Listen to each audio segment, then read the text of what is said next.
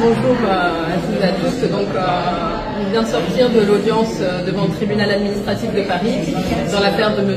Koné-Souleymane. Nous avons sollicité l'annulation de l'obligation de quitter le territoire français.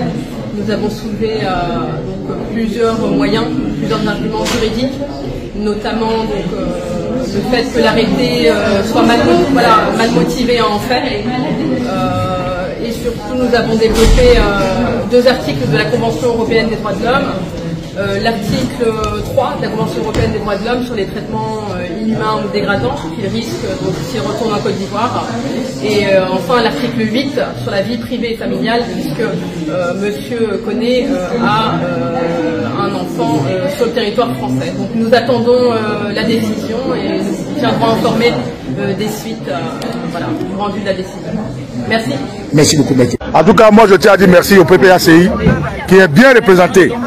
Je tiens à dire merci aussi aux avocats. Ils font du bon boulot. Moi j'entends des gens bavarder, non, les avocats, ils auraient dû demander à Gbagbo Koné de faire des renoncer. Pourquoi Gbagbo Koné va renoncer à ça? Pareil, Ouattara et Burkinabé en Côte d'Ivoire. Pourquoi? Moi je ne comprends pas. Hein. On dit non, il y a des experts qui disent qu'il n'a qu'à renoncer à sa nationalité. Mais pourquoi Gbagbo Koné n'a qu'à renoncer à sa nationalité pendant que Ouattara est Burkinabé en Côte d'Ivoire? Pourquoi Gbagbo Koné n'a qu'à renoncer à sa nationalité pendant que Kanya Kamara est guinéen en Côte d'Ivoire? Pourquoi? Pourquoi Gbagbo Koné n'a qu'à renoncer à sa nationalité pendant que Mamadou Touré est malien en Côte d'Ivoire? Pourquoi? Nous avons des avocats qui font du bon travail. Nous avons des gens qui ont amené le problème là où il faut l'amener. La brutalité policière a été déclinée. À Clichy, on a gagné le procès.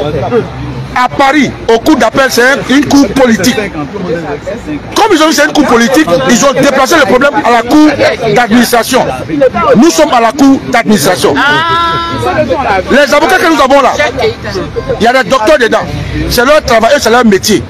C'est vous qui faites des analyses, c'est vous qui faites des calculs, c'est vous qui êtes des politologues, c'est vous qui savez tout. Le travail que les gens font là, vous savez de quoi ils parlent, de quoi on parle ici. Vous connaissez les lois de la loi française, vous connaissez les règles. Vous savez comment on fait exiler quelqu'un, comment on fait rapatrier quelqu'un. Vous savez de quoi on parle? Que non, Gbagbo Koné n'a qu'à renoncer à sa nationalité. Il va se renoncer à sa nationalité, pourquoi? Pour que Ouattara et Burkinabé soient en Côte d'Ivoire. Il va renoncer à sa nationalité, pourquoi? Nous allons mener ce combat jusqu'au bout. Gbagbo Koné ne rentrera pas en Côte d'Ivoire. C'est de ça qu'on parle? Il ne rentrera pas en Côte d'Ivoire. La France, on parle de loi. Mais si la politique et les corrompus font ce qu'il faut, en France, on ne parle pas de règles comme on n'est pas vraiment à côté. Gbagbo Koné ne rentrera pas dans la main d'Assad Ouattara. Dans quelle loi de la France vous avez vu la France donner quelqu'un à un pays où il peut mourir? Vous avez vu ça? Le passeport de la Côte d'Ivoire là est un passeport qui circule dans tous les pays de la CEDEAO. Vous savez pas ça? Le passeport de la Côte d'Ivoire est un passeport qui circule dans tous les pays de la CEDEAO. Donc il a le droit, c'est la loi française, il a le droit de choisir où il veut partir. Il n'a pas posé d'obstruction. Il dit au pire des cas, et j'ai dit bien au pire, c'est-à-dire quand il n'y a plus de limite, au pire des cas, lui Gbagbo Koné, il va au Mali. C'est de ça qu'on parle. C'est-à-dire au-delà de le libérer totalement, au-delà de lui donner toute sa liberté, s'il n'y a pas d'issue et que la France veut qu'il parte, la France a non seulement le pouvoir et le droit de le faire partir, mais ce n'est pas eux qui l'attrapent pour le jeter en Côte d'Ivoire. Gbagbo Koné ne dira pas la main de Dramane Ouattara. Il est ici, on se bat pour qu'il continue à activer ici, on se bat pour qu'il soit un homme libre ici, on se bat pour qu'il ait ses papiers ici. C'est de ça qu'il est question d'abord. On est en train de parler, on n'a pas fini de parler de ça. Non, il n'a qu'à renoncer à sa nationalité. Non.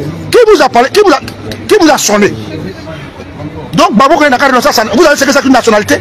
Il n'a qu'à renoncer à son pays, à Côte d'Ivoire, Burkinabé. Au nom de quoi? Au nom de quoi? Il ne renoncera à aucune nationalité. Nous allons le soutenir dans ce combat. Chez nous là, nous savons que nous sommes des soldats.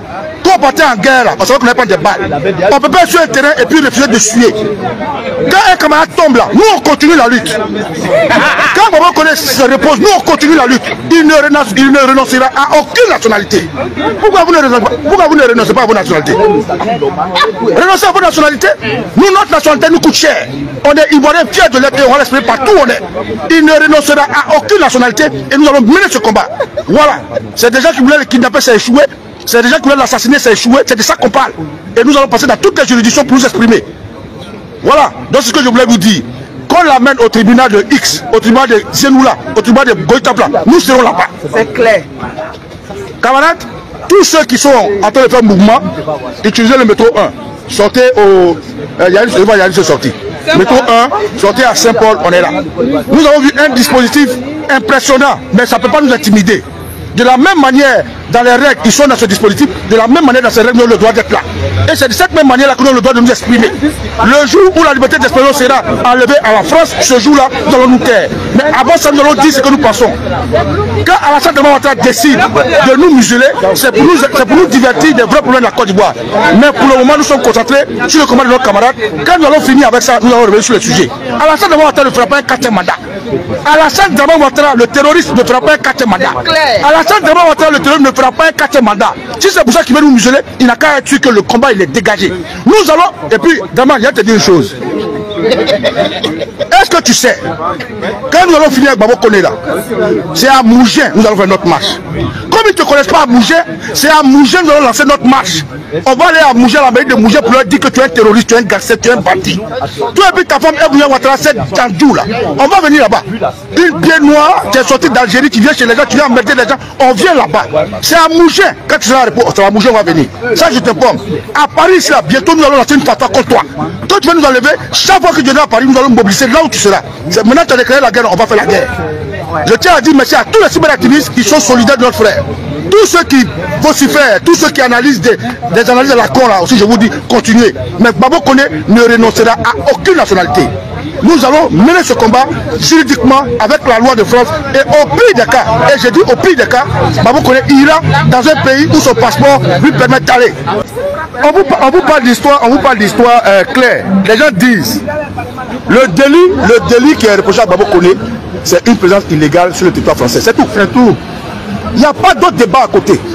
Ce que scientifiquement on a mis sur les faits pour l'acculer, c'est qu'il est présent ici illégalement. Il n'y a pas d'autre débat, c'est ça le débat. Non, il vient d'arriver, c'est lui qui est virulent. Quand vous faites ça, vous n'avez pas honte, en fait. Vous n'avez pas honte. Votre camarade est à terre. Mais c'est maintenant vous tirez sur lui. Mais Babo Koné là, il fait vidéo, non? Vous aussi vous faites vidéo, non? Demain on verra pour vous. Demain, on verra pour vous. Ça n'arrive pas qu'aux autres. Moi, je suis un bossu. C'est à l'enterrement d'un bossu que je vois comment on va m'atterrir. Donc, vous tous qui êtes aujourd'hui, non, il a insulté ceci. Le dossier qu'ils ont posé ici, on dit, Babo Koné est illégalement présent. C'est ça le débat. Il n'y a pas d'autre débat à côté. Il a insulté quelqu'un, pour l'avoir mis dans le papier qu'il a insulté quelqu'un.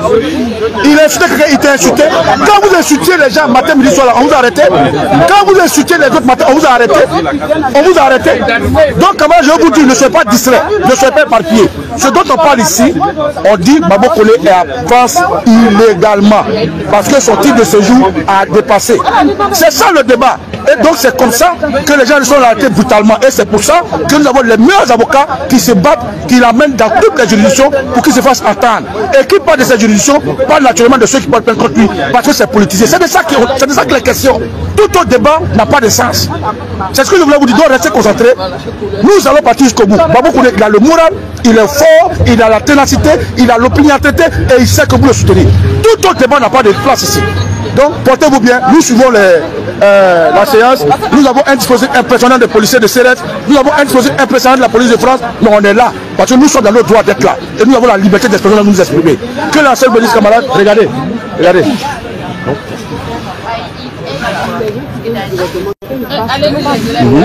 Comme nous, il voulait passer. Il a dit qu'à la robe, vous était là, mais nous, elle est passée. Donc nous, on vient arrêter directement. Dire aux autres, ils viennent, non pas faire comme si.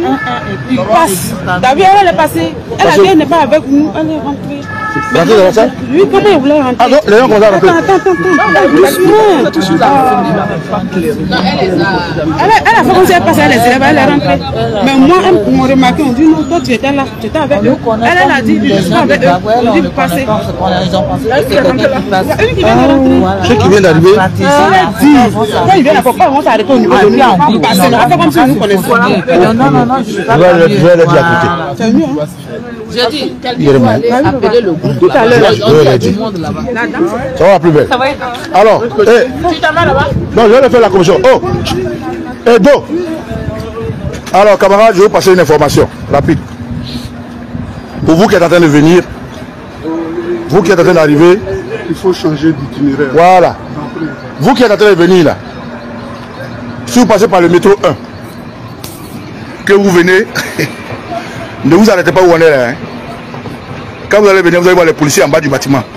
Ne nous saluez pas, dépassez-nous directement. Voilà. Je répète, Ceux qui sont passés du côté du métro 7, retrouvez la ligne 1, pardon, la ligne 1, et puis sortez de la ligne 1. Mais quand vous venez là, ne saluez personne, ne nous saluez pas. Entrez directement dans le palais. Si vous nous saluez, les policiers ne vont pas vous laisser passer. Parce qu'ils trouvent que nous sommes activistes, ils trouvent que nous sommes très actifs. Donc pour éviter des débordements